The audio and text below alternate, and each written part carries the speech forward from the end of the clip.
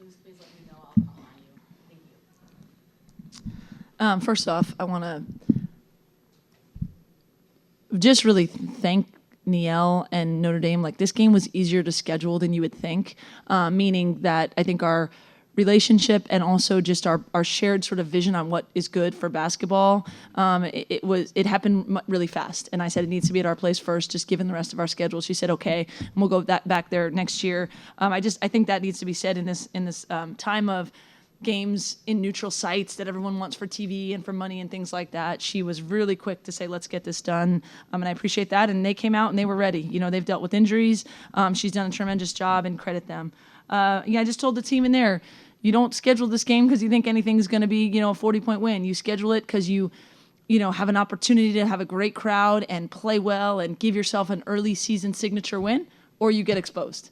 And I would have chosen, option one if that was, my decision to make, but given the fact that it's option two, our only choice is to be exposed, stay together, and get better. We had some intent with our game plan early on. They're never going to make it easy. They're good. I thought we let them get going in transition in that first quarter. I thought we clawed and fought our way back, even though I'd never felt like we were really clicking in that first half. And I felt like the fact that we didn't win the second quarter by more when we had, like, we'd gone into the locker room down 3 versus down 7, I just thought we could never wrest control from them. And then just disappointed kind of in the fourth that we didn't, compete the way that we want to compete to keep this a game and gives ourselves a shot at the end. But, I'm rocking every single day and twice on Sunday with the women in our locker room. When it's hard, it gets harder for everyone to block everything out and stick together. But that is what we will do. And we knew this is unprecedented in terms of expectations, and so bring it on. Like, we've got to get better no matter what the outside world says, and this is what this game will do for us, and that's the direction that we'll go. Charlotte, and then middle, and then Isabel. Juju, you competed all the way to the end of the game. What is something that you're going to take away from this game positive that you're going to move forward with the next game? Yeah, I just think this is a learning experience for the whole team. So much to learn as far as chemistry and everything. So I think for me, the biggest thing is just staying poised and under control the whole game. Wasn't the prettiest for me. So just continuing to, lock in. Juju, what do you think their defense did to kind of make you guys uncomfortable there to start the game? Yeah, I mean, they're a great defensive team. Just relentless. So it was definitely an adjustment, and, yeah. So we just have to learn to take care of the ball better. Isabel? So a lot of people, when it comes to the Fighting Irish, they talk about Hannah and they talk about Olivia Miles, but sometimes they kind of forget about Sonia, and she did a really good job today disrupting you guys. What can you say about her as a player? This for me? Oh, yeah, Yeah, she's a great player, great team. So, yeah, just a good player. I would say I think they did their jobs. Like, they put length on Juju with Citron and Prosper, and then they sent Hannah running around, like the sort of disruptor that she is. And so I do think that doesn't work if the initial defender doesn't do their job.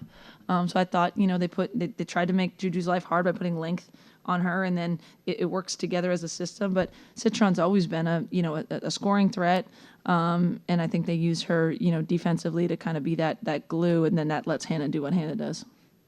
Alexa, Terrence, and then Doug. Lindsay, what are the difficulties that come with trying to defend a backcourt with Angela and Olivia Miles, especially when they're doing a little bit of everything for the court? Yeah, I mean, everyone always say it's a guards game. They're very dynamic. The number one thing is you got to try and keep them out of transition because it's hard to game plan for transition. They're both a threat. Where do you put your perimeter defenders? Where do what do you do with the bigs? You try and keep them off of easy things. And I thought, you feel like you're doing a decent job on Miles, and she goes crazy in the second half, right? Or then you think you're making them take a tough shot, and then Hannah gets out in transition. So it's difficult. It's difficult to have two dynamic guards out there, but I still think it'll make us better, and we'll do even better next time. But they're obviously a really good team for a reason, and credit to them for coming out here ready to go. Coach, this is the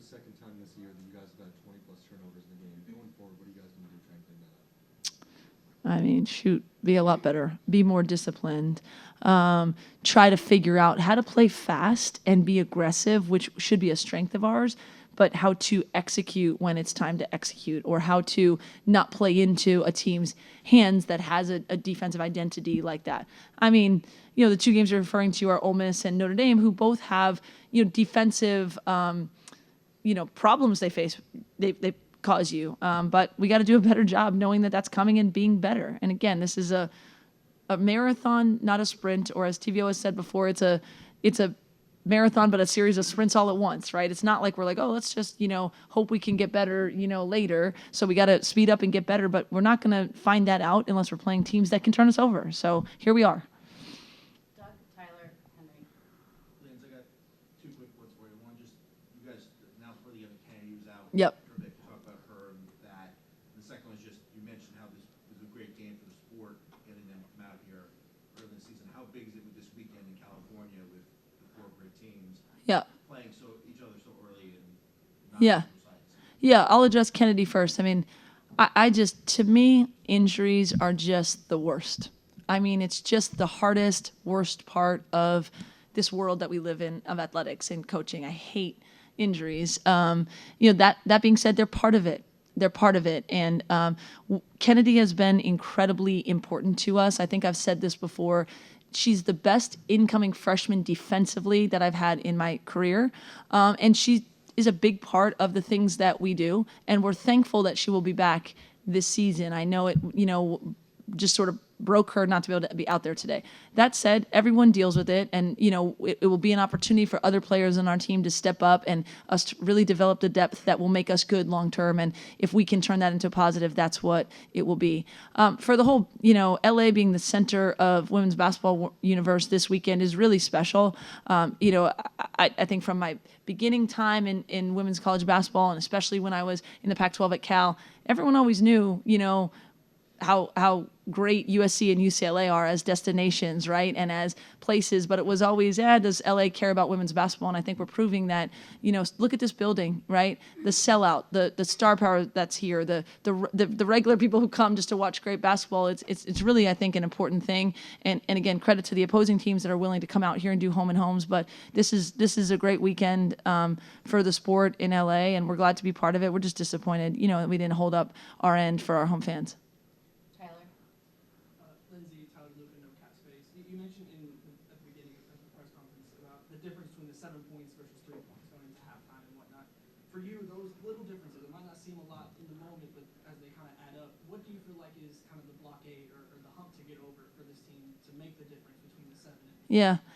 I mean, first I'll say I never felt like we were playing great, so I wanted to kind of, and I thought the team was fighting, right? We got out in transition a couple times, but I think just from a mental standpoint, to go in the locker room and say, we haven't been good at this, and this, but, we're right here, is a little bit easier, when it's 3 versus 7. And I thought we battled, in that third quarter, but it's still a 7-point deficit going in instead of 3. So it's scores and stops. I mean, it's making a big shot. I mean, we're not, and we know this, we're not going to get where we want to go if we're shooting, 8% from 3, right? But it's also getting to the right shots and finding a rhythm, making your own breaks, getting stops when it's not going well for you. Because I do think we had a different level of aggression and transition in the second half. We got Juju going, we got Kiki going a little bit, but at that point, right, they're here too, and they're a really good team too. So if you can't kind of string together stops and scores, it's harder, especially when you're playing from behind. So when you get over that hump, maybe it defeats them a little bit. So it just didn't happen at the end of that first half. Henry, Kahari, LT. Coach, Malia played 22 minutes today. Avery only played about 7. That's very different than that split has looked so far this season. Can you talk about what went into that decision? Was it a matchup or an experience? Yeah, a couple things. I mean, we knew with Kennedy out, the young players we have coming off the bench, or now Heckle starting, and Avery and Malia, who's still only sophomore, would get more opportunities. The first thing is, Avery was in a little bit of foul trouble, right? She picked up 2 quick fouls, and not that I wouldn't have played her with some foul trouble, but that was a factor. Also, they play 2 point guards, right, with Hidalgo and Miles, and so limiting them in transition.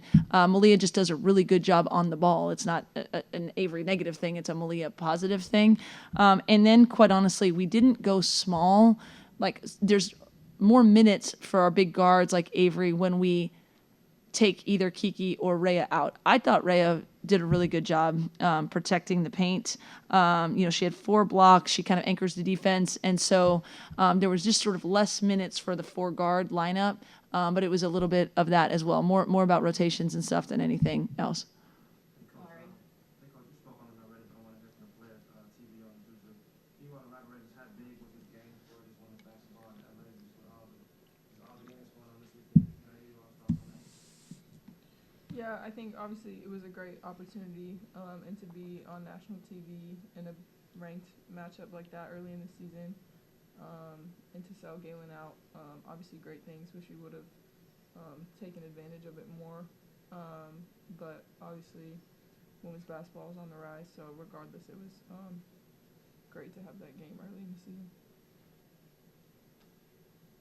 Yeah, I agree. LT, Sierra. LT. I was just thinking as I was looking at the upcoming schedule for the Big Ten, we're so used to playing Pac-12 teams twice a year and everything, but now this is a brand new beast right now. Teams they never played for. So how do you guys prepare for something like this for the upcoming season? Yeah, our staff has talked about that. Having been in the Pac-12 for so long, you know what people are going to do out of timeouts. You know what they're going to do when you're down, when you're up. You just know the personalities of the coaches better. And you played everyone pretty much twice. Now we play everyone once except UCLA, so we better get ready. Each one's going to feel like a tournament game. We don't get a do-over and say, oh, we'll get them back at home and we'll watch the scout and we'll see. We need to bring what we're doing, in that one opportunity and get ourselves ready. But that's an interesting, unique challenge. I don't think our players, when they face up against someone, at Nebraska or at Michigan State are necessarily looking at someone that they played against since they were in 9th grade, like we have in the Pac-12. So personnel scouts are a little bit new. It's new and fresh. And at the same time, no one's as familiar with us either. But it's just something that makes for a unique season in that sense. Sierra. Juju, I noticed you were sending the box score there. I was curious what stood out to you. Yeah, I mean, I look at the box score all the time. It's kind of hard to take my eyes off of it, just seeing how, how many mistakes we made and areas we could improve on. So, yeah, it's just, like I said, great thing to learn off of. Terrence, and then last question.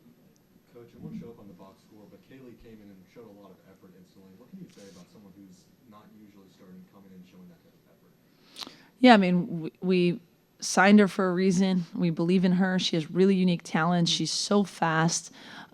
She's a competitor. Difficult situation to be in and have your first start be against, the Irish with this backcourt. But we have a ton of confidence in her. This will be good, for her going forward and good for us going forward. And, just got to be ready with various matchups, that come. And like we said, with what Kennedy brings, no one is really her, but everyone brings their own unique thing, and we got to figure out how to, get the best out of our talent while Ken is out and keep getting everyone else better. The Sporting Tribune. At times it just seems that the ball kind of stuck in the half-court situations. How can you guys improve on that as the season goes on?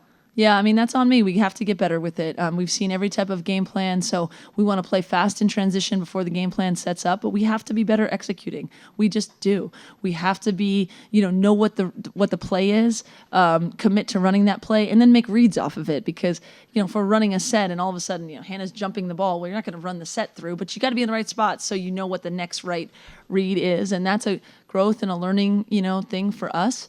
We don't have small goals, we have big goals. And so wherever it is that we want to go, we're not going to get there just by, scoring in transition and being a team that doesn't get to what we want in the half court. And we have to do better with that. We have to have better communication on the floor. I have to demand that of them better, and you'll see improvement there. I'm certain of that.